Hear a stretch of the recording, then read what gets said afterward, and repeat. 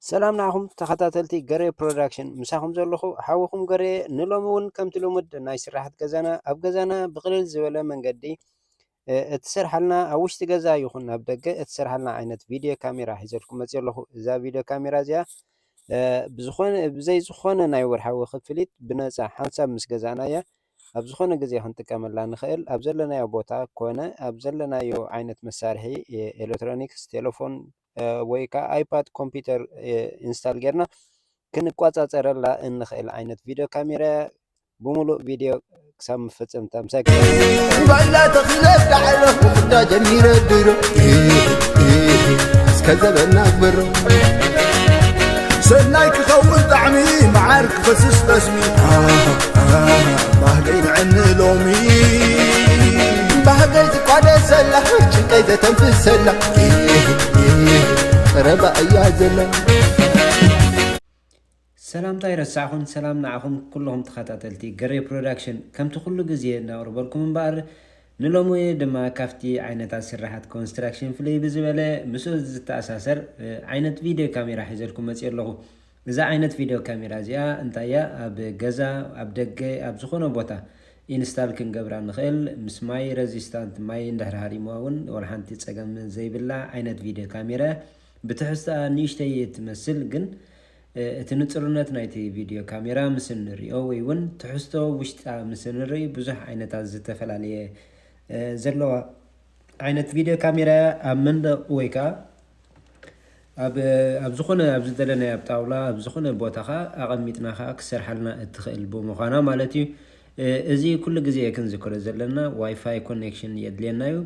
الكتريك بلاس واي فاي مالتي واي فاي ندهر زي بنا بكزانا اورب كسرحلنا يكلي مالتي زي انا افلطهم واي فاي ندهر علينا جن مس ناي غزانا واي فاي كونيكت مس غبرنايو زخونه ورحاو خفلي زي بلو خبل كلهو كم رجعنا مالتي كلت مرجعلو استحاده ب SD memory card ويكاتان اشتي memory card غير نحر تطقمنا اتي basic زبل تطقمنا اتي بزي كفليت كنتقم نخيلنا بزح عينت اوبشنز لزلوخا نحر كنكفل دلينا دما بزح عينتات نعو انكلت كغبرلنا مسندل دما كلتن 99 دولار اللوا من البات افتي تقمطو عادي كفاله يخيلي عاقن تشيك مقبار تدلينا مالتي ازي داونلود كنغبرا خلنا اب ابل ستور ويكا اب جوجل ستور ديبندس انتاي يدلنا ناتنا جوجل بلاي ويكا اندرويد وي ايفون اندهر كوينو ببناتو انستال كنغبرا نخيل مالتي ازي اهم بار لك كم زنري على 360 ديجري تزور ويكا ان لعلن تحتن كتنقاسقس تخيل عينت روبوت يا مالتي مسدنقاسقس نبرت وي نغرات كا افت خبابي مزدوهل دما مسو كسابتي تزورو 360 اندازره دما اتي زنقاسقس دلو نغر ترينا كومو دما زي اندري ادلنا اتناي ميموري كارد زبلنا يا تويت بوتايا نيشتي بود ميموري نحرجرنا لا 724 ريكورد خغبرنا يخيل مالت ازي بزياده ميمورناتا تين دلي عقن كفال على خيلي تجيغا بزحز حزو اتنامبر بزبزح خون كله تواغنات خنا وسخز خيل مالتي اذا كن حنسا مسغزانه كلاي غزي مغزا ايلينان زي انري ادلنا مانا يتاجارجر تشارج خنغبرا خلنا كونيكت غبرلا زخونه هاردواير كونيكت مغبار ايلينانيو لك كمنا تليفوننا تشارجر تشارج خنغبر كلنا زي خالك كما ترايا مالتي سلازي اوتلت ويك اب سوكيت زلو كبابي انستال كنغبر نخيل مالتي اب انتايد بهلناتو اتي سيت اب كنغبر خلنا لك ازي ناي تشارجر يو اس بي زلو تشارجر يو اسي تناتو كونكشن اتي نحنا خنغبر زلنا دما ازي امس غزانا يا بدحريو مساخه تا سيم كارد اس دي ميموري تلكا كم تدلينا اسا توسخيت نبينا تجزا نبينا نجزا مالتي كاله انت يالو بدحريو ابينا ندليو اب كمبيوترنا ولا اب تليفوننا هنا هنريو ندلتي فيديو مالتي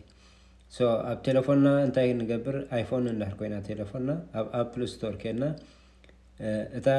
ሽም ናይዛ ካሜራ ዌዝ ካምፔን V3 ትብል ዘላ ንዓም ጻሕፍናያ ክተምጻናያ ንዓ ዳውንሎድ ንገብራ ብድሕሪት ዘሎ ኢንስትራክሽን ፎሎው ንግበሮ ማለት እዩ ኣድረስና ኢሜይልና ካሓተናዩ ኢሜይልና ምስ ሃብናያ ድማ ኮንፈርሜሽን ናምበር ክሰደልናዩ እቲ ኮንፈርሜሽን ናምበር ምስ ረኸብና ድማ ካብ ኢሜይልና ምፂና ናፍታ ኣፕ ምስእተናያታ ናምበር ካብኡ እቲ ምርጫናትና ከዓ እቲ ቤዚክ ዲና እንደሊ ዋላስ እቲ ወርሓዊ ክፍሊት ዘለዎ ቤዚክ እንድሕር ጌርናያ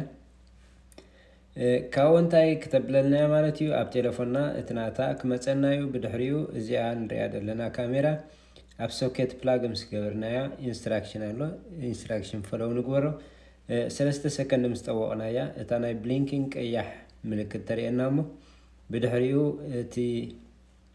ኣብ ቴሌፎንና ከዓ ቀይሕ እንድሕር ሪኢኻ ኮንፊርም ግበረ መፀ እሞ ኮንፊርም ምሰልካዮ ብድሕሪኡ ከዓ እንታይ ክመፀናዩ ኣብቲ ሴት ኣፕ ብድሕሪት ናይታ ምስታ ናይ ሜሞሪ ካርድ ዘላ ሴት ኣፕ ትብላላ ንዓ ምስ ጠወቕና ድማ ናይ ድምፂ ምልክት ክትህበናያ ወይ ከዓ ሰማያዊት ሕብሪ ክትብልዓ ብድሕሪ እንታይ ክጅምርያ ስርሓ ክጅምርያ ክዘውር ክጅምርያ ኣብቲ ዳውንሎድ ጌርናያ ዘለና ድማ ክንሪኣ ንኽእል ማለት እዩ ዙም ኢን ዙም ኣውት ጌርና ድማ እቲ እንሪኦ ቪድዮ ክነርሕቆ ክነቕርቦ እትሕግዘና ማለት እዩ ካልእ ብተወሳኺ ምስ ምንታይ ኮኔክት ክንገብራ ንኽእል ኢና ናይ ገዛና ኣሌክሳ ጎግል ዝተፈላለዩ ዓይነታት ስፒከራት እንድሕር ኣልዮምና ምስኦም ኮኔክት ክንገብራ ንኽእል ልክዕ ኣበይ ኣብቲ ኣፕሊኬሽን ማለት እዩ ናይ ገዛና መብራህቲ እንድሕር ኣልዩ እውን ናይ መብራህቲ ገዛና እውን ምስኡ ኮኔክት ጌርና ኢች ኢንዲቪጁዋል ክትነግረና ፅሒፍና ኣበይ ከም ዘሎ ባት ተመርኪስና ድማ ልክዕ ከም ስዊች ወይ ከዓ ከም ሪሞት ክንውልዕን ክነጥፍእን ንኽእል ማለት እዩ ነቲ መብራህቲ እውን ምስኡ ዲቴክት ናይ ምግባር ክእለት ዓቕሚ ዘለዎ ዓይነት ቪድዮ ካሜራ ማለት እዩ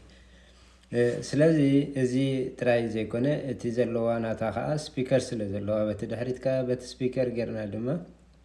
ኣብቲ ዘለናዮ ቦታ ኮይና መልእኽቲ ክነመሓላልፍ ንኽእል እዚ እቲ ናታ ኣማውንት እዩ ኣብ መንደቕ ኢንስታል ክንገብራ እንድሕር ደሊና እዚኣ ቴምፕሌት ስቲከር ንሪኣ ዘለና ዲስታንስ ናይተን መሰመር ክንስምረን እንደሊ ኣብቲ መንደቕ ስቲክ ምስ ገበርናየን ድሕሪኡ ድሪል ጌርና ክንስምራ ንኽእል ማለት እዩ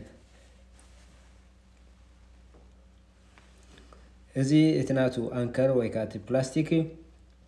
ኣብ ኮንክሪት ወይ ከዓ መንደቕ ማቶኒ ዝኾነ እንድሕር ኢንስታል ንገብር ኣለና ኮይና ወይ ኣብ ድራይዎል እዚአን የድልያና እንድሕር ኣብ ዕንጨይቲ ዘለዎ ቦታ ኮይኑ ግን ዳይሬክት ተን መስማር ጥራይ ሰሚርና ክንስምራ ንኽእል ኢና ማለት እዩ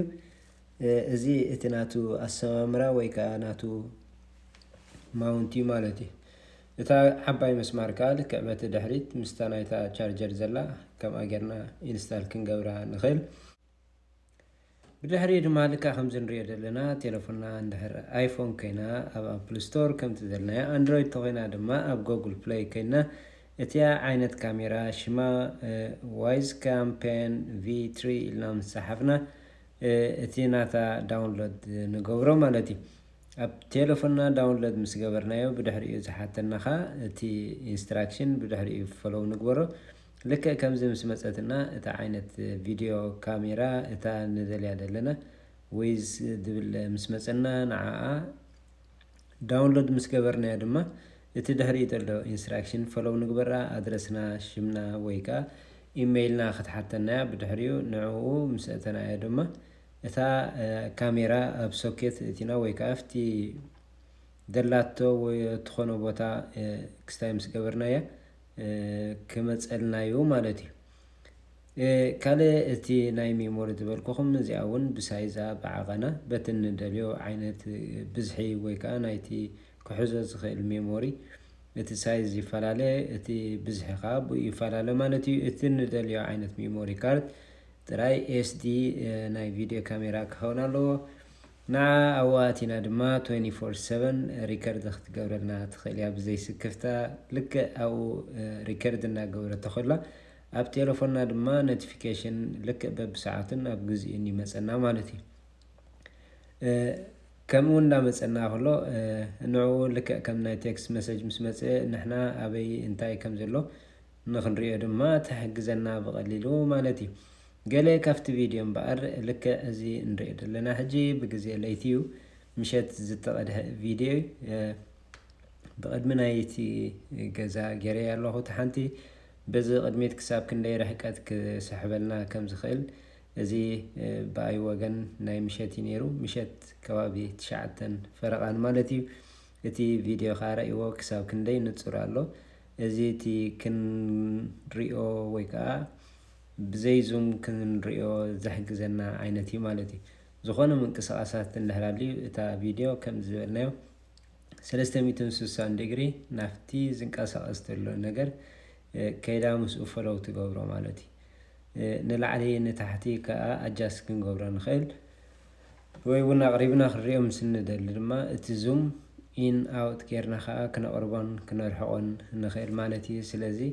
التي رحقاتو ወይ كا تنصرنتو كساب كندي نصر مخانو بزيا فيديو زيا كنريو نخيل مالتي لذي زي بغزي مشيتي تتصبو نغرا ابز دلنا يبوتا انستال كنغبرا كم نخيل مالتي ካለ ዝኾነ ነገር ዝመፀና ገዛና ዝመፀና ይኹን ወይውን ደቅና ኣብ ውሽጢ ገዛ ምስድህልውን ብቐሊሉ እቲ ዝሰርሕዎ ዘለዉ እንታይ ይገብሩለው ክንሪኦም ቼክ እንገብሮም እትሕግዘና እዚ ኸዓ ልክ ኣብ ግዜ ቀትሪ ብቐትሪ ዝተቐድሐ ቪድዮ እቲ ፍልልያቱ እንድሕሪናዮ ወይ ከዓ እቲ ንፅሩነት ናይቲ ቪድዮ ካሜራ እንድሕሪና ክሳብ ክንደይ ንፅር ምዃኑ ዋላ ካብ ርሕቀት ዘለዎ ቦታ ንኽንሪኦ ብቐሊሉ እትሕግዘና ወይ ከዓ ኣጃስት ንክንገብሮ እትሕግዘና ማለት እዩ ስለዚ ንምንታይ ትጠቅም ንዝብል ሕቶ ብዙሕ ጥቕሚ ኣለዋ ሓደ ንሕና ኣብ ስራሕ ምስ እንህሉ እሞ ደቅና ወይ ተምሃሮ ምስ ትህልውና ወይ ኣብ ከባቢ ናይ ኣፍ ደገ ገዛና እንታይ ኣሎ ቼክ ክንገብር ምስ እንደሊ ኣብ ስቶሬጅ ክኸውን ክእል ወይ ከዓ ድኳን ዘለዎ ሰብ እንድሕር ኮይንካ ብዓብዩ ከዓ ብቕልል ዝበለ ነገር ክንሕልዎ ንኽእል ደቅና ወይ እውን ኣብ ገዛ ኮይና ምስ እንሰርሕ ደቅና ባክያርድ ወፂኦም ክፃወቱ ከለዉ ብፍላይ ኣብ ገዛ ኮይነን ንዝሰርሕ ሰብ ዋላ ኣዴታት ክኾኑ ይኽእሉ ዋላ ኣቦታት ክኾኑ ይኽእሉ እቶም ቆልዑ ኣብ ደገ ዝወፅሉ ባክያርድ ዝፃወትሉ ግዜ እሱ ንሕና ስራሕና እናሰራሕና እታ ቴሌፎንና ኣብ ቅድሜና ጌርና እንታይ ገብሩ ኣለዉ ክንሪኦም ትሕግዘና ማለት እዩ እንዳተፃወቱ እሶም ነፃ ኮይኖም ክፃወቱ ንሕና ድማ ነፃ ኮይና ስራሕና እንዳሰራሕና ደቅና ክንቋፃፀር ወይ ከዓ ክንሪኦም እንታይ ኣበይ ኣለዉ ትሕግዘና ማለት እዩ እዚ ልክዕ ንሪኦ ዘለና ድማ ብድሕሪ ናይ ገዛ ወይ ከዓ ባክያርድ ብድሕሪ ኢንስታል ዝኾነት ካሜራ ማለት እዩ ልክዕ ከምኡ ከዓ ብደገ ከዓ ነለኩም ከዓ ክሳብ እቲ ዲስታንስ ዘለዎ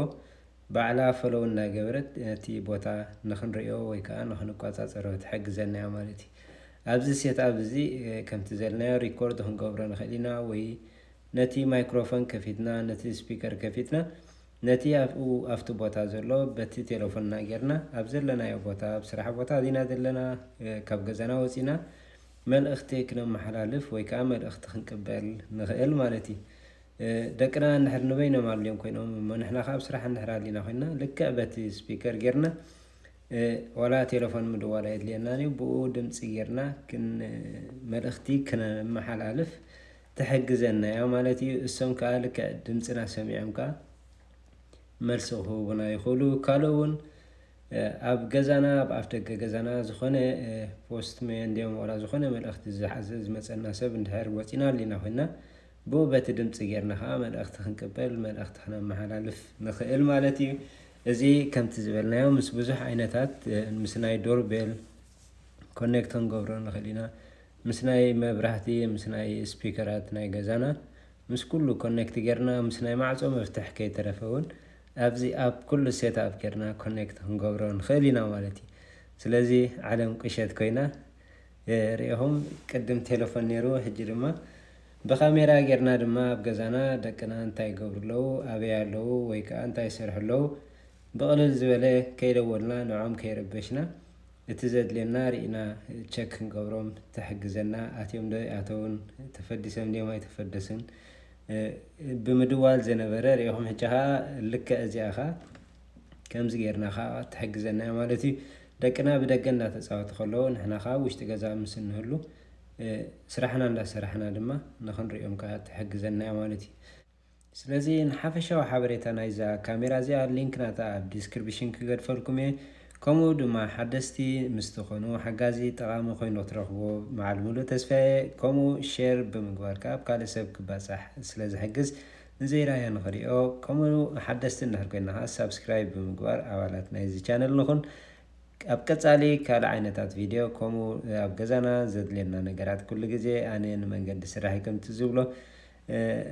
ኣነ ዝጥቀመሉ ናባኹም ከብለ እስኹም ድማ ርኢኹም ሓሳብኩም ርእይተኹም ወይ ከዓ ከምዚ